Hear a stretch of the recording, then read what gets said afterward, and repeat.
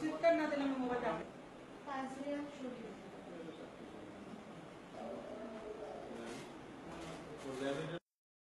সকরা তাইলে ভাই একটু রং বসে জায়গা ভাবে করছেন সাংবাদিকদের বললাম আমি কি সাংবাদিক কিসে সাংবাদিক ভাই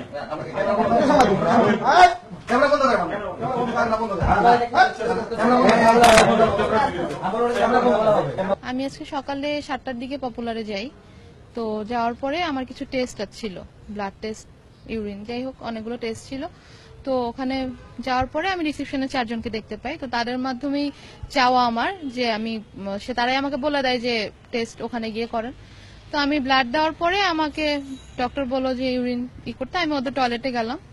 যাওয়ার পরে ওখানে আমার যে কাজ আমি করার পরে তো আমি দেখলাম যে আমার যেখানে আমি ওয়াশরুম, আমার ওয়াশরুমের নিচে কেউ একজন হাত দিয়ে ভিডিও করতেছে, মোবাইল নিয়ে ভিডিও করতেছে। আমি যখন করতেছি যে কে ভিডিও করতেছে, সে সাথে সাথে মোবাইল নিয়ে বের হয়ে গেল। তো পিছন থেকে আমি দেখছি যে তখনই চিনছি যে ওকে তো আমি ওখানে বসে থাকতে দেখছি। পরে যখন আমি ওকে ধরলাম, সে তো মোবাইল সাথে সাথে করে ফেলছে, লুকায় ফেলছে। পরে যখন মোবাইল বের করতে বললাম, মোবাইল বের করে না, সে ওটা ডিলিট করার জন্য অস্থির। পরে তার মোবাইলটা আমি নিয়ে নেওয়ার পর হাসপাতালের অথরিটি সবাইকে ডাকি জানাই।